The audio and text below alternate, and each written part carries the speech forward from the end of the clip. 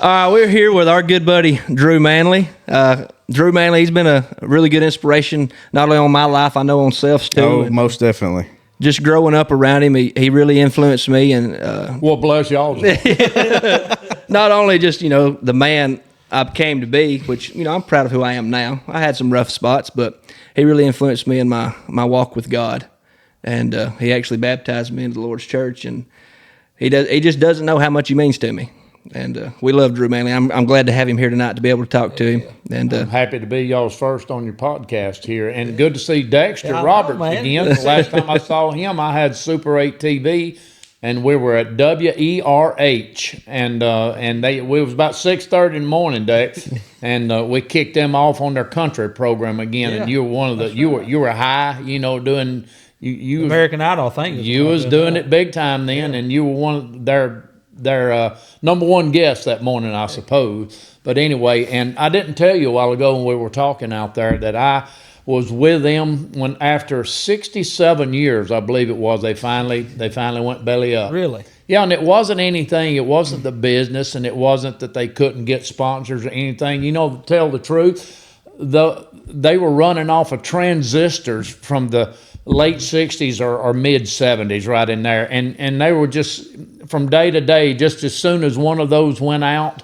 it was the end, and they knew it that was going to happen, and they just finally said, "Hey, y'all, we can't even get parts for this thing anymore. This is so antiquated, we can't get parts for it anymore." So to wrap that up, Dexter, I was there and filmed the last show.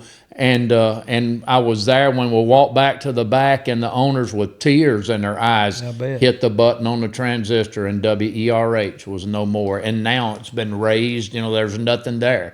They have just graded it off. Yeah, I bet you got some cool memories go back in through there. And Doug Threadgill is still here, on the radio in Winfield, Alabama, and he is one of the ones, and there are a few around, but he's still in the business, broadcasting out of, is it 97.7? I think that's their numbers, but anyway, I didn't hang out there a lot. I was more out like these guys are doing now. I was the woodsman and the arrowhead hunter and the outdoorsman.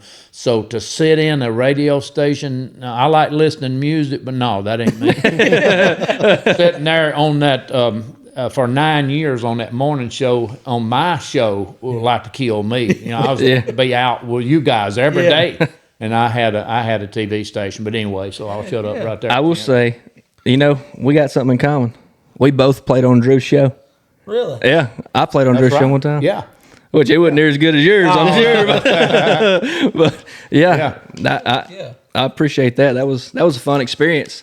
I actually got to meet some people down there. Well, we had. I would have never thought. I'm gonna just tell you the story, Chance. Since we were talking about the influence and. To influence somebody for the Lord is something that lasts. Yes. These we can all have good last eternity. Eternity. We can find fossilized wood or arrowheads and kill these big bucks and things. And that's all great. Yeah. That's a good life, man. Yeah. But to live as a Christian is something that transcends this life and transcends into the next one. That's living the life. Exactly. And these things like this, they're going to be burned up one day. It's gone, man. Yeah, we were talking about that the other day. I was like, just think about all the deer, the big deer that people has killed that, once they're dead and gone, a lot of their kids are like, I don't want that. The memory fades. Well, the stories behind how they even got there is completely gone. Yeah. The entire experience that was experienced one morning in the woods by one man and one beast eventually fades into the abyss and is never remembered. But don't you guys, let me ask all y'all a question. Don't you guys find that with God on a deer hunt, is an amazing thing, though. Amazing. I feel like the hunts are better too. It is. It's like you see more deer. Absolutely. Well, and then there's the otters in there. I mean, I've seen some awesome things deer hunting. Yeah. And if there's something that can go awry, it will go awry when you're hunting white-tailed deer. I don't care. It is just, I've had a buck walk up and I literally paced 3 steps off. How I missed this deer. 3 steps. Skip, you want to know how I missed this deer? He stopped right behind a tree, 3 paces from me, and I wanted this shot so bad that I got antsy, and he bucked out, and I missed him. Yeah, well, y'all know, know. Oh, yeah. Yeah. I do that a lot more than most, probably. What's going to go wrong will go wrong. It seems like I hunt more than just about anybody I know, maybe besides this guy, but I'm still a terrible shot. Me and Seth, we'll go hunting, duck hunting or something. He's dead eye over here. I can't hit nothing. Every time I hear a gigantic blast in the neighborhood, first thing I did last night was call David to see if y'all were blowing tannerite. Sometimes We've done it before.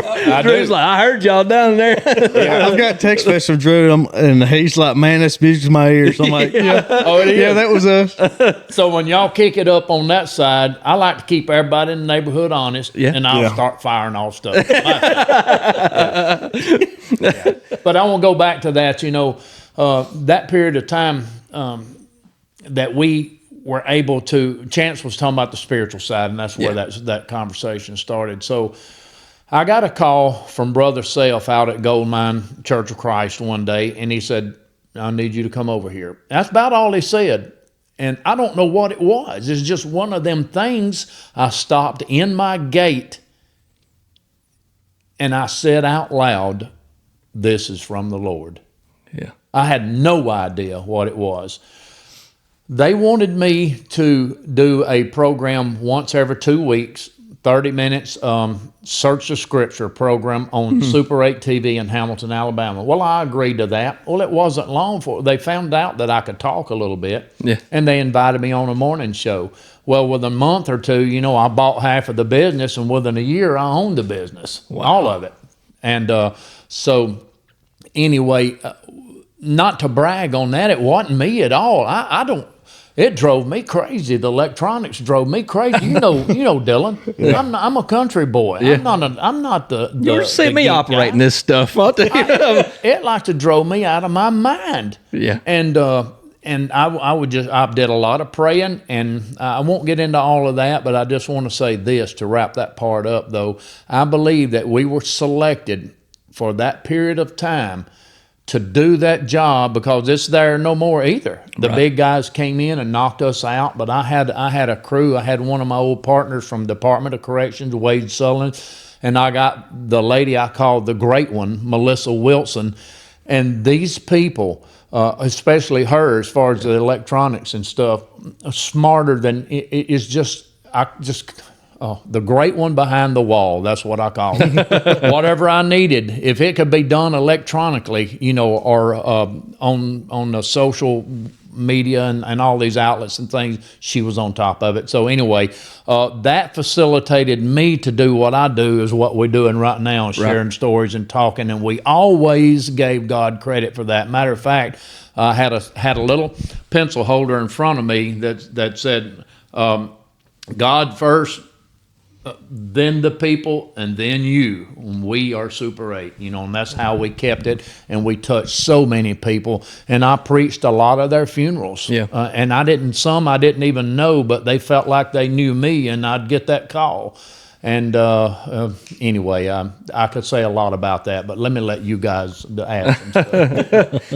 Okay, I got a question. All right. Can you tell us the story about you choking out that bobcat? I remember hearing that when I was like, well, it's kind of brutal, but yeah. I'm like you. I remember we were all real little kids when we first heard that story. Choked out a bobcat? Oh, bro. Not as brutal as my first deer. I beat that deer. We'll get to that. I didn't have a gun. That one's coming right after this one. I was debating right here which one I was going to ask first. I told that story to a convict one time in the prison. He asked me to stop telling it. So, he did. He's like, man, he needs to be in here.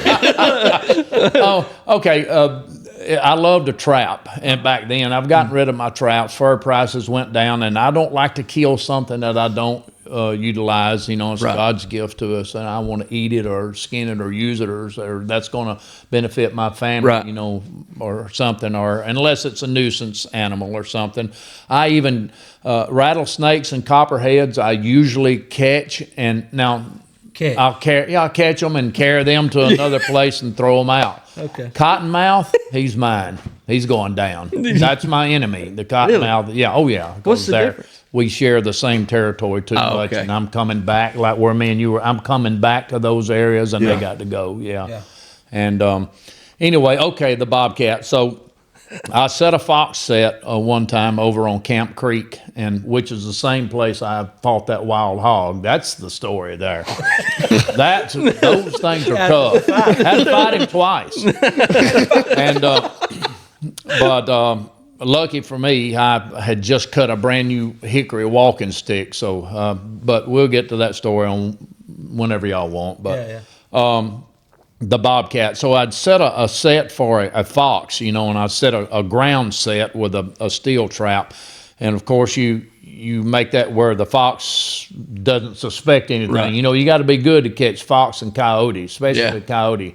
If you're not a good trapper, you don't catch those too well. But so I put the hole in the bait at an angle where he had to come around this side to see what was in there. Well, I caught a rabbit in it first, just unlucky. Yeah. The rabbit didn't want what was in there. He just unlucky. Sometimes you catch a bird or something, they're unlucky. It wasn't their day. They stepped in the trap. Well, I just tore the rabbit in half, and rebaited the set with him and spread some of the other of the rabbit meat around and the fur and stuff and left it.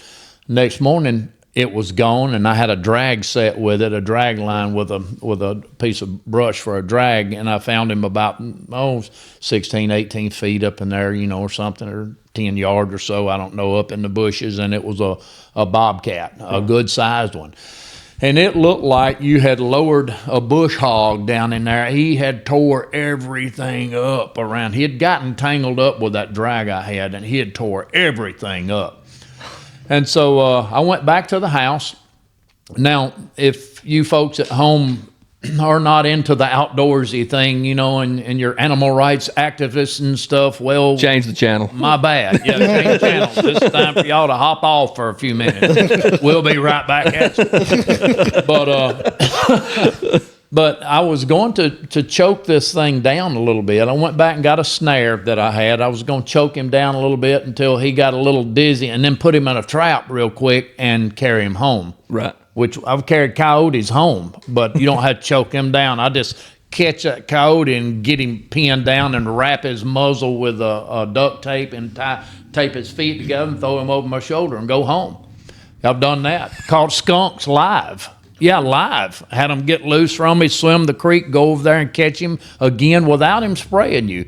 That takes nerve. If you'll handle a skunk real carefully and don't panic, they won't. But I think I want to do that. I ain't gonna try it. It takes some nerve, and I doubt if I'll do that now. But anyway, the bobcat. So, well, I went home and got my snare to take him out just a little bit, just enough to daze him and get him into the trap. Well, I went too far, unfortunately, and I didn't want to. Yeah. But he passed out. And I tried to, and I didn't want him to die, Right. Well, I tried to revive him. Well, I gave a live bobcat, a wild bobcat, mouth-to-mouth resuscitation. If that thing had came to, he'd have tore my face off. Yeah, a bobcat is a vicious. Oh yeah. Listen. Hey, cat's even worse. I'm fixing to tell you, my dog today, my wife told me she had to go out and save the dog from this big cat that came out of the woods because he came up to mess around with these two females that have came up. None of them are mine. Yeah. So she had to go save my dog because this huge male had him cornered, But you just multiply that now about 10 times. Yeah. This was a big bobcat. So eight times. Let's go about 8 times. A big bobcat. Yeah. And so anyway, he didn't make it, man. And I hate it. But so I skinned it out, kept the fur and whatnot. But anyway, that's that story. Yeah. I remember hearing that when I was little. I'm like, what? Yeah. Mouth to mouth with a bobcat? Tell us a story about your hog. Oh, the hog. Okay, I was mink trapping in 91. 91. I was born. You was born in? 91. July. I'd been seeing a lot of wild hog wallows, and I was mink trapping, and it was about January of '91, and I heard a shot way off up on Chalk Mine area somewhere in Hackleburg. And this is on Camp Creek too, but up toward Chalk Mine, I heard a shot. Well, somebody's deer hunting. Well, I didn't hunt then, and but I always had a walking stick with me and a pocket knife. And so I'm mink trapping, and I'm going about my business. And I hear these dogs after this deer. Back when they had dogs, you could hunt dogs. That wasn't illegal then. So I said, well, they're going to run that deer down in here in my country, And then after a while, I finally stopped, and I said, they're going to run this deer right over me. And I listened for a minute, and I said, I know where he's going to come through at. And I got on down a couple of 100 yards real quick, and I could hear the chase coming. And really, it was the deer that I heard. But when it got there, it weren't no deer. It weren't no deer. It was a black hog, a black hog coming right down Camp Creek. And there was only one place on that bluff that you could get up and down. You'll find those places. Y'all know when you're in bluff country, there's usually just 2 or 3 places. You have to know those places. Well, the animals out there know them too. Well, I was standing where you go either up or down, and I'm watching this hog coming down the creek, and here he comes. Straight for you. He knows where he knows where the trail. He don't know I'm there yet. I'm standing still. But yeah, he's coming up the bluff straight toward me. I had it'd have been fun if Tojo would have been with me. Tojo was a mean dog I had. And, he's off up some animal trail somewhere, but I've got this dog named Lucky, and there's a story. He's named Lucky. That's another one. But Lucky was with me, and Lucky was young, and the hog comes up the bluff right in front of me and stops and looks at me and looks at the dog and runs the dog off and then comes after me. Well, I just cut maybe the day before this tall, good-sized hickory stick, walking stick. And I said, I'm going to knock this thing out. Dude, these things are tough. Oh yeah. I hit this hog right across the back of the head and at an angle right there. And I buckled him, but I didn't knock him down. Well, I'd have knocked any man slam out, I believe. But it just buckled him a little bit, but he decided he'd leave me alone. He took off through the woods. Well, he done made me mad now because he can't act anyway. He done messed with So I'm after him, going for my knife in my pocket. And y'all, with my hand up, there's some rough country. I can carry you there now. I haven't been there in many years, but I walk right to it. I guarantee you I can show you where this thing's at. So the briars in the country were so rough where these hogs had been. He knew where he was going. He was headed straight for where I'd been seeing those wallows. And the briars tore my shirt off of it was still hanging on, but I didn't have anything buttoned up front anymore. You look like Tarzan right out there. I caught one in the neck that made me hey, let's just give this up. And I'm gasping for air. And I step, only about from me to you, Chance, I just take a few steps, gasping, trying to get my breath back. And I stepped out into a clearing, and there was that hog about 20 yards away, and here he comes again. Oh, no. I had time to get your breath. I had to, what I could. I got about 2 deep breaths, and he was there, and he was going to bite this leg right here, but I hit him again, and he went between my leg. I'm just glad he didn't go up for a bite, But he knocks me toward this pond. It's a strip area there, and he knocks me toward this pond. In the meantime, these sorry hunting dogs had caught up with him, and they wouldn't bite him, the ones that were chasing him, So he went between my legs, kind of knocked me toward that pond, but he kept going, and I let him go. Yeah. And then Tojo shows up. I'm like, yeah. Where you been? Where you been? Exactly. Yeah. Where have you been? We'd have had fun if he'd have been there. But anyway, so that's that story. yeah. I tell you, I got, I don't know what it was. Just talking about animals coming after you. Yeah. When we lived up on the farm in Pea Ridge. I remember when y'all lived there. I was on the 4-wheeler. Think about you every time I go through there. Oh, yeah, I miss that place. I One know of these you days, do. I make it big, I'm going to buy that place back. And we had some good memories We sure up did. around I there. bet you did. But anyway, I was on the 4-wheeler and I just parked it out in the pasture, just kind of sitting there. I had a dog with me, and all of a sudden this little thing just hops out of the woods. Wasn't about that long, about that tall. You could barely see him in the grass, I'm like, what is that? And so I walk up and it ain't going nowhere. I walk up to it and I look down. It looks like a ferret. A mink. But it's like a mink. Is that what it was? Yeah. Well, let me tell you like this. It had it was about that long in there. About it that was high. brown. Yeah. And it had a white spot on its That's chest. a mink. Okay. Yeah. I ain't never seen one other than that time. But anyway. Now you've seen one. Now I know I've seen one. Yeah. Anyway, and like it was just for me to 7 foot from it, like I was looking straight down at it. And I'm thinking like this thing tame. Well, I could probably pick this thing up.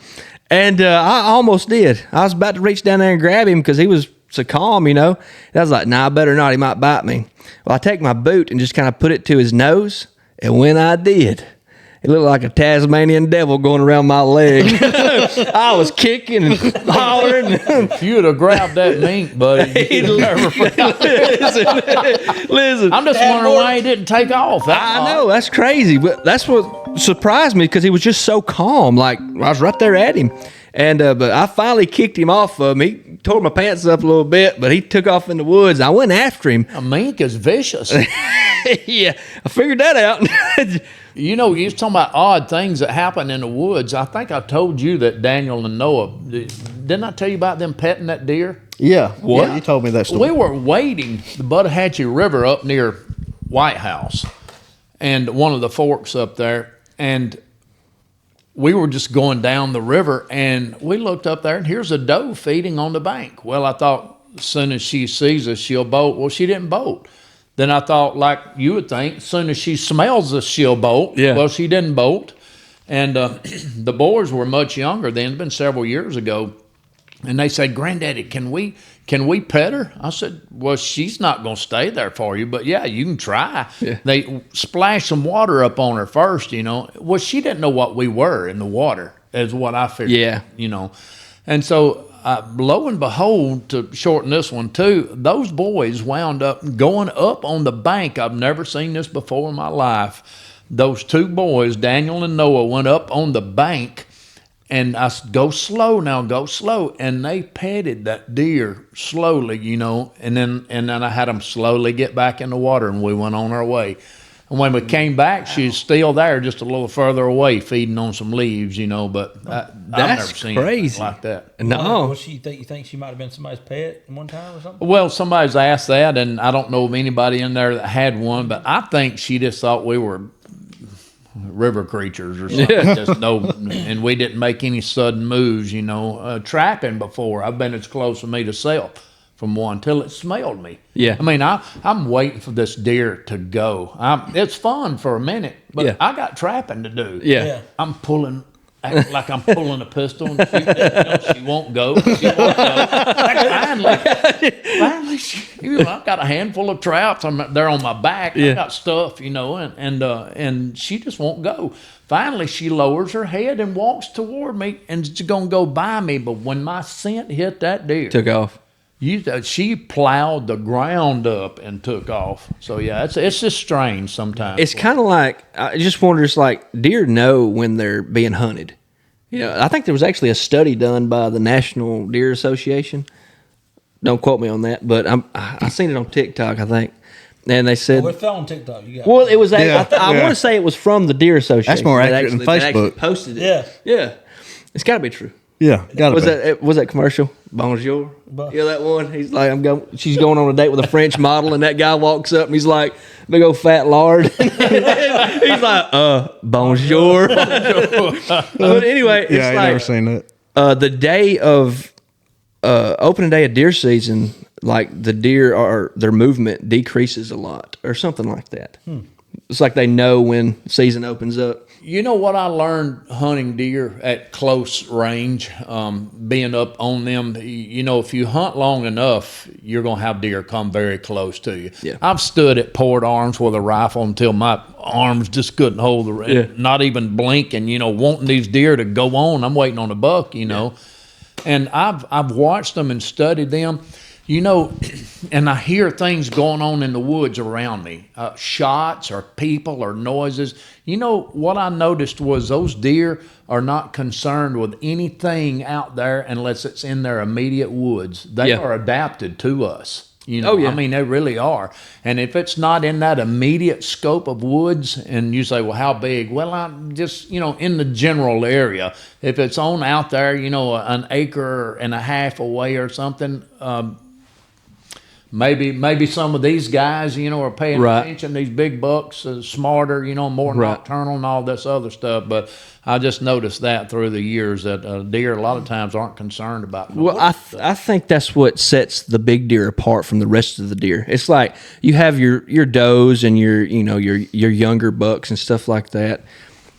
I think that this is just a theory, but like over time, the deer population as a whole kind of, like you said, they adapt to us. So they kind of learn this, like, okay, so I'm not in as much danger as, say, somebody who has more horn on their head.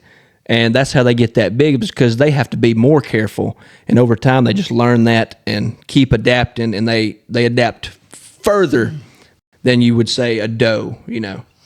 And they say whitetail deer are one of the most adaptive animals. Because, I mean, it's like there's a reason they got that smart. There's a reason they're so hard to kill. Yeah.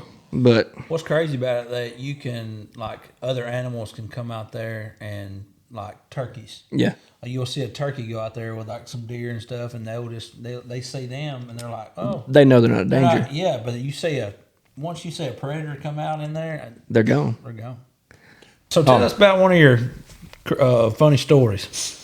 Well, I got a bunch of funny stories, Dexter, but I want to tell you about my dad. My dad was he was from right here in Winfield, and he played for University of Alabama. Really? Yeah, and they call him the big, hard-hitting fullback, but he only weighed 180 pounds. Wow. And players were tough back then and smaller. You know, now it's like they feed them raw meat and steroids. Probably do. Oh, man. Daddy came from Winfield, Alabama, right over there, and he lived in the top of that gym, the old gym that they're probably going to tear down, unfortunately. But anyway, Daddy was a different kind of guy. His family moved to California when he was 15, which Noah's 15 now, and they left him here. Only Manley in Marion County was Harold Manley, and he lived in the top of that gym. But he grew up rough, and he rode mules. When he was out at the farm, he'd ride mules and tie them to some oak trees that was out in front of the school then. I don't think, there might be one of those left now, but anyway, so he came up a little rough. But he was tough, and he was different. And my brother and a couple old boys from Hamilton, where we was in school back then, this is February of about 1974. Yeah, it's February of 74. That's when it was. And I believe it was Mark Darren and Jimmy Ray and Herschel Manley and my brother.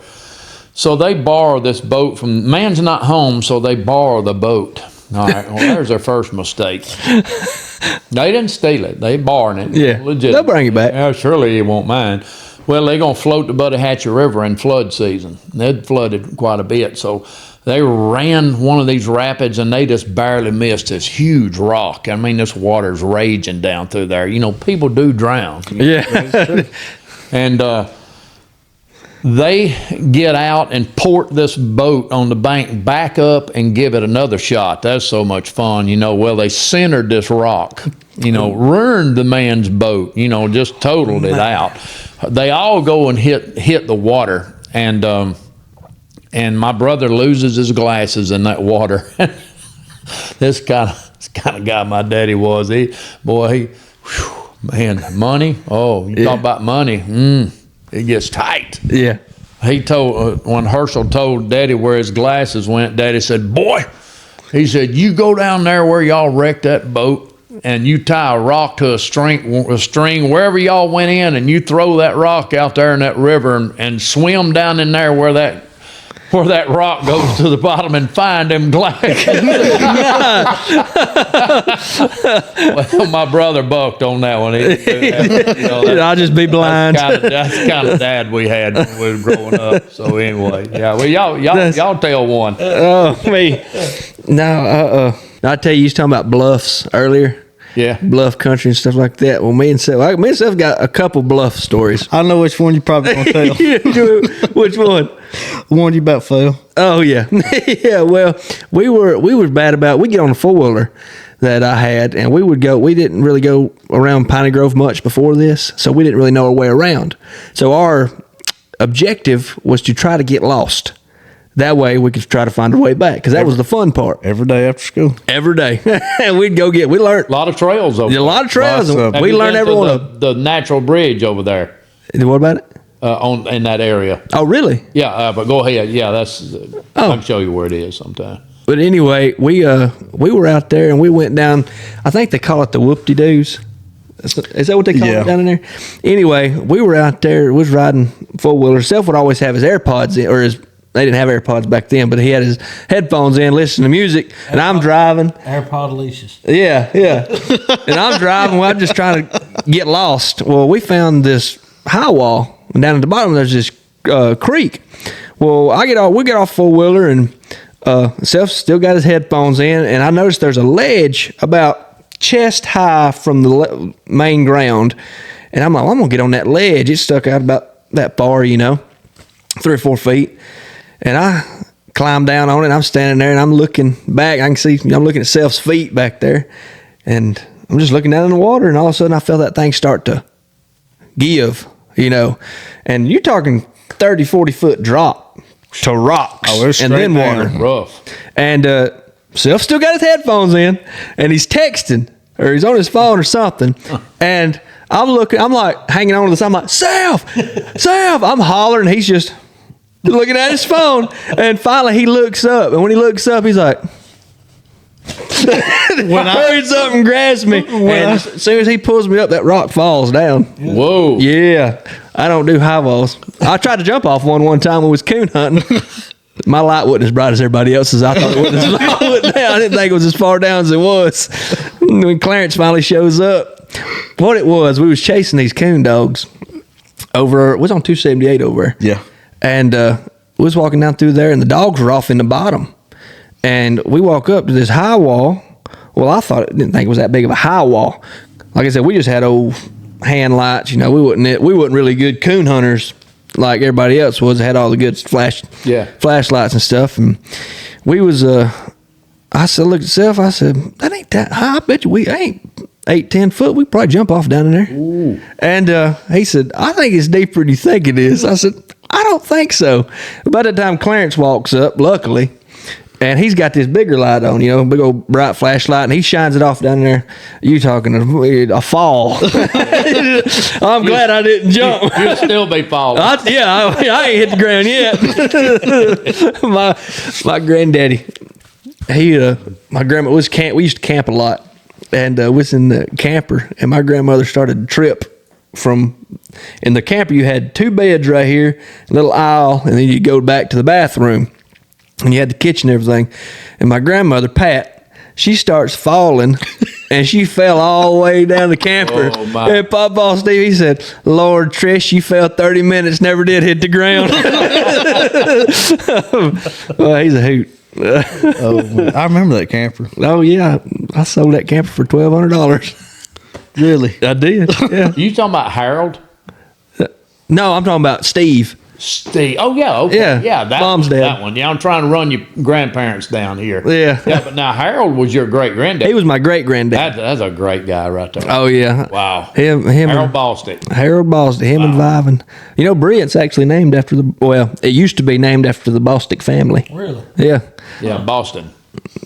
Yeah. I didn't know that. Then they sold it, and Brilliant Coal, wasn't it? Yeah, Brilliant Coal. Well, they needed one post office instead of That's two what or it was. three. We had one at Gold Mine right in my front yard there almost. Yeah. And then we just did a program on that a week ago, day after tomorrow. And They put that on. They put that out at 2:00 in the afternoon. We had 1,900 views last time I checked. About 9:10 the next morning. Yeah, and then I don't know what happened to it now. You just see 14 or whatever. You know, people sharing it. You know, and then it don't show as much. But we did pretty good with that. But Harold was something else, man. But anyway, they wanted to combine the post office, so it just became brilliant. Yeah, yeah. I'm royalty. You didn't know that? Do you know any Hubbards from Hubbardsville? Yeah, I do. Frank and those people at the Church of Christ there. Frank. Did you know Joe Dexter Hubbard? That was my granddaddy. That name sounds so familiar. Joe Sherman and any of them?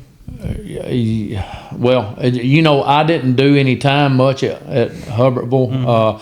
I just know these guys were down there quite a bit. I know y'all had about the time you was coming along, y'all had a tough football team down there. What year was that when they went to state? I don't know. I've seen it. Was it right after you had gotten out? No, so I actually went to school at Hubbardsville until I was in 4th grade, and I moved schools, went to Fayette. You went to Fayette, Mm-hmm. yeah. I went to Fayette. So Fayette used to be tough. They had some guys down there named Wardell Wright and Ray Wright. That bunch was tough. I played against Joe Cribbs and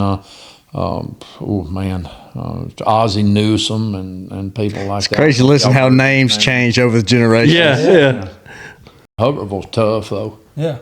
Well, they listen. My son's team from Hackleburg just went to state playoff and they got stopped by the team that won the state, but they only lost one game, and it was at Hub. Yeah, Hub was home, and they dug their heels in, and they protected that home ground. It's crazy. I've watched go up there and watch. You know, when it was Coach Harris, I think, when he was coaching up there. Did he retire? Yeah, I think he did. He retired one time, and then he'd come back, and then he started coaching again, and I think he retired. He said, "I've had enough of this." That sounds like George Strait. Yeah. He come out of retirement a few times. Anybody got anything else before we close it? The only thing else I would ask, if I was going to ask anything at all, would be talk about Indians and Airheads. How you got into that? Because I know you were. We talking Africa, South America. Oh yeah, that's what I wanted to ask you about. He wanted to ask you about Africa. We didn't have Indians. Well, we did have Indians in Africa too, and but not these Indians. I can remember you can speak a little Zulu, can't you? Yeah. How long? Zulu. You care to demonstrate that a little bit? Okay, let's see. Our last conversation was about men. All right. Just to say that I can speak a little Zulu would be Minigil Kwazi Ukukuluma Isi Zulu Gangani Manja. I speak a little Zulu now. If I was to tell you a battle story or something, Wozalapa, my daughter. Come here, man. Mina chena wena kaini so izindaba. I'll tell you a true story. Imba guimpiya sa isan lawana. Impiya Zulu ya donzo. Wumba yamba wamangisi. Yonka ntlele ugu yalunde. How manje. O banabenga tinta mabubese. Just told you a story about a famous battle, the greatest defeat of the British at the hands of a primitive army. That was January 22nd, 1879. That was the Battle of Isandlwana. But we were talking about men a while ago. To say we need more men, or we need men. Sifuna indota. We want men. Gotwa. Sikona gakulu abafana gangani. But we got a bunch of little boys around here. You know, that's we amazing. need men nowadays, and we got little boys growing up. So anyway, there's a skunk in that corner, but there's not one here. So how long was you over there? 2 years. Yeah, wow. 2 years. We opened up the first American mobile home industry in 1983, brought that from the ground up, taught Zulu tribesmen how to build mobile homes. That was a job. How did you learn how to speak? Well, I worked with the guys that couldn't speak English a lot. I learned more Zulu than the crew I was with because I wanted to learn it. I wanted to befriend the people, and I found them fascinating. My mother always said I was born 100 years too late. Well, in 1983, I got to go back. I got to erase that. I got what she always envisioned for me. I got to go back in time, plus stay I stayed we traveled to that's Johannesburg. I was going to say Joburg. We traveled to Joburg and Durban and had fun and stuff. But I love getting out in the country and climbing the mountains, Umulwana, Gun Hill, Dorchwana, Lombard's Kop, Ilangi, all these mountains and things, and hiking and then going in these caves and the Drakensberg Mountains and places like that. The Zulu called them Drakensberg. That's a Afrikaans name that means the Dragon Mountains, but the Zulu called them Ukahlamba. That means a barrier of spears. And my favorite thing to do over there was go up in these caves and bluffs, and photograph Bushman paintings. Now, Zulu came in, the Bushmen were already there. And so they had just thousands of paintings on the wall from their hunts, just like you guys. That's amazing. And they'd come in and they'd paint these things, and when they dreamed at night, when they dream about their hunts, they believed they were really out there and hunting. So you might see a half man, half praying mantis, or you might just see a normal day of robbing a beehive or something. They'd paint all these things. It's interesting, man.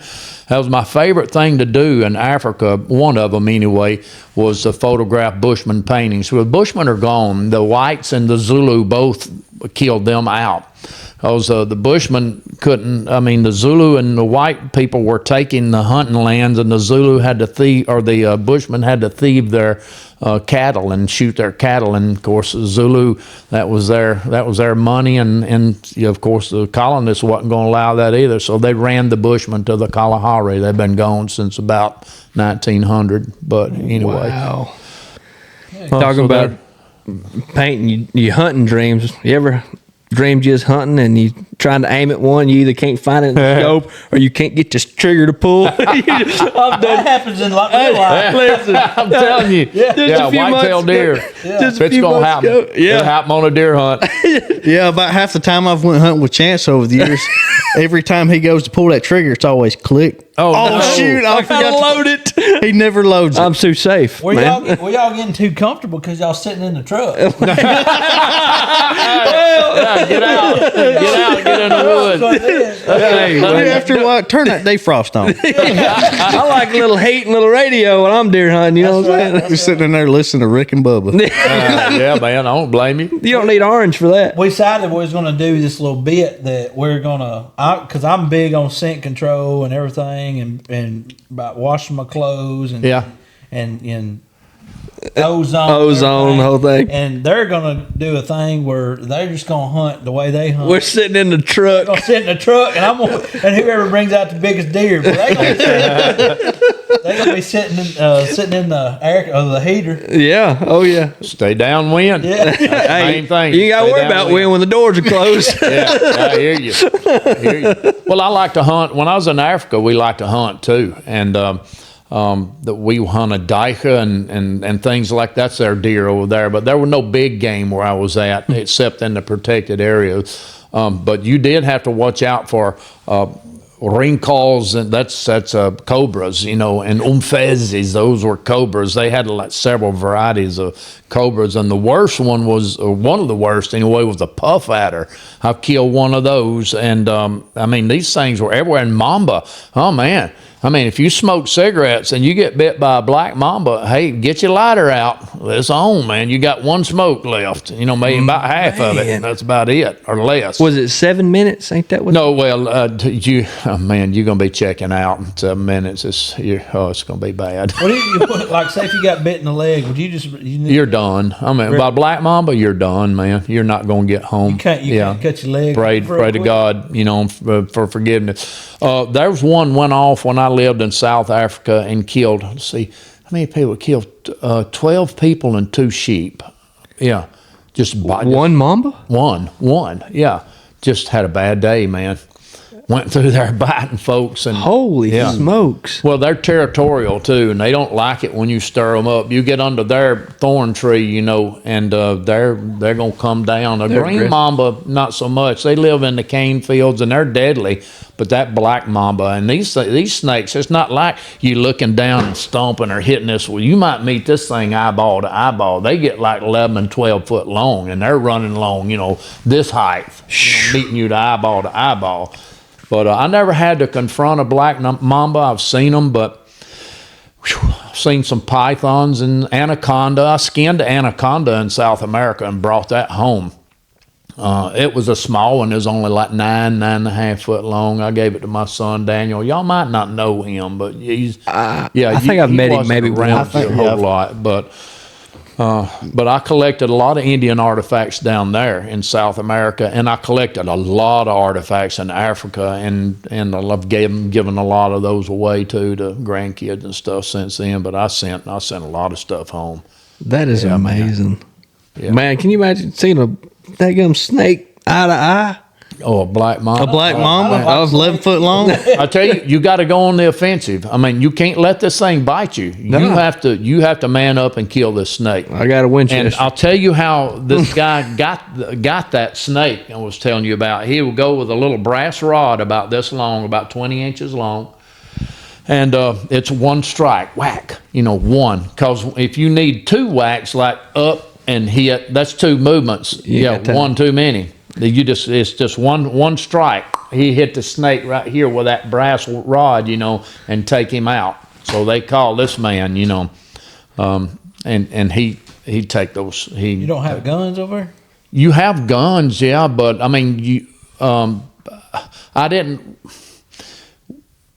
We didn't carry guns with us. I mean, you're going into another country. Yeah. Even that, you'd be arrested with that camo on. Really? Yeah, ANC. That's camo was the uniform of the ANC and the African National Congress, which Nelson Mandela was one of those, and the Inkatha.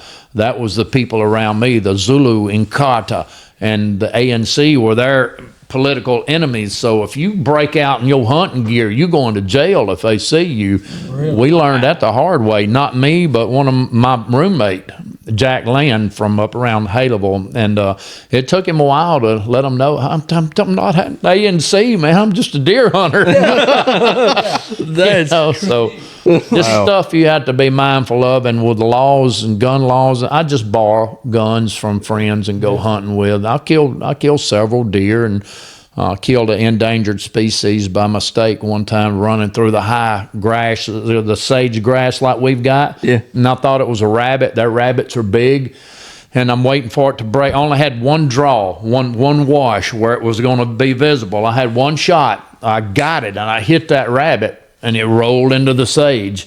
And when I got there, it was a steenbuck, and this is an endangered species. It's like a 30-pound little deer, or something. And man, the landowner comes down and goes, "Oh," he said, "Got to get rid of this. If they find this, they're going to take my farm, and I'm going to jail, and you're going to jail." And he said, "There's some boys from Rhodesia up there, just carry it up there and tell them to dress it out and hide the evidence, And I went up there, and that's what I did. I said, "Look, y'all, I want one mess of meat off this deer. Y'all take care of it." So they did. wow. Yeah. Next time we do a podcast and y'all invite me, though, I got an excellent story from South Africa. A few of them, actually, but I've got one you need to hear. Well, we will definitely have you back on. Yeah, that'd be fine. Most definitely. That'd be fine. Yeah, it's really handy, too, because you're just right here. Yeah. Catch me after church. That'd be great. Yeah. I'll go to church a block from here. Yeah. Winfield Church of Christ. Yep. Yeah. That's right. And I told you about Mark Posey. It's his birthday. Yeah. It's Groundhog Day and the Lord's Day. So I sent him a message this morning. I said, "Happy Lord's Day." We'll try to put those things, in order. Happy Lord's Day. Happy birthday and happy Groundhog Day. May we all see our shadow today. That's good. That's good. Yeah, that guy told him, said, "Hey, Mark Posey saw his shadow, and we got 6 more weeks of good lessons." All right, guys. Are we wrapping up? Yeah, we're gonna wrap it up. Okay, Yeah, cool. Drew, we'll talk more about artifacts and stuff. I'll bring some show sometime if you want. That'd be great. Nice. Yeah. Well, Drew, I appreciate you joining us No on the problem. Dirt Floor That's Report good to see podcast. y'all. Yeah, man. Yeah. If y'all want to see more of Drew, I'm sure he's going to be back on here. But until then, make sure you like, share, and subscribe, and follow us. We got some more stories coming. All right, then. See y'all. See y'all.